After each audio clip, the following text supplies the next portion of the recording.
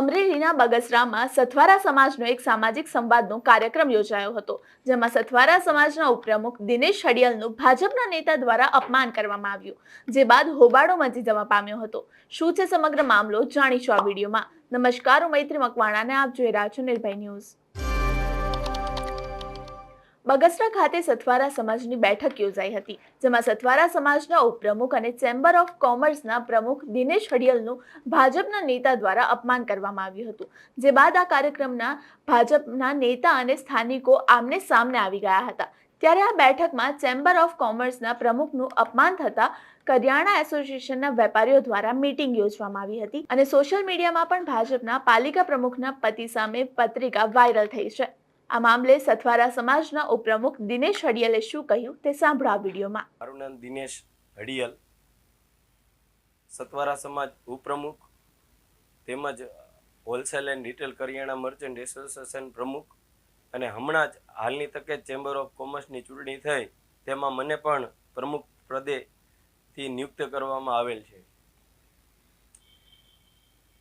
કોળી સમાજ અને સતવારા સમાજનો સંવાદ કાર્યક્રમ ભારતીય જનતા પાર્ટી આયોજિત હતો.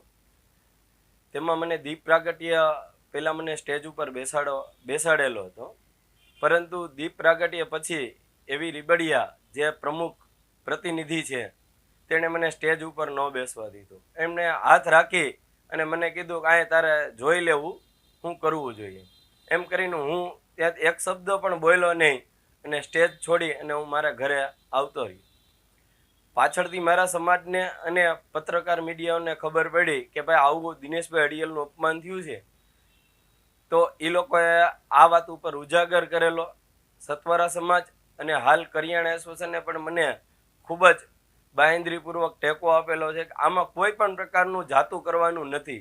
ભારતીય જનતા પાર્ટીને આ વખત દેખાડી દેવું પડશે, કારણ કે આવા બિનહોદાકીય પ્રવૃત્તિ કરવાવાળા વ્યક્તિઓને સાથે રાખતા હોય અને જેમની પાસે હોદ્દા છે એ લોકો કાંઈ બોલતા નથી, તો આવા હોદ્દા વગરના લોકોને કાઢી મેકવા જોઈએ.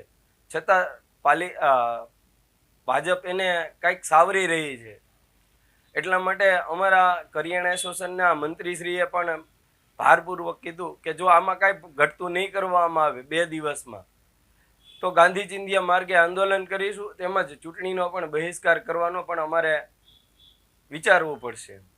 અમારો રિપોર્ટ તમને કેવો લાગ્યો તે કોમેન્ટ બોક્સમાં ચોક્કસથી જણાવશો. લોકસભા ચૂંટણીને લગતા આવા જ ઇન્ફોર્મેટિવ વિડીયોઝ માટે આપ જોતા રહો નિર્ભય ન્યૂઝ.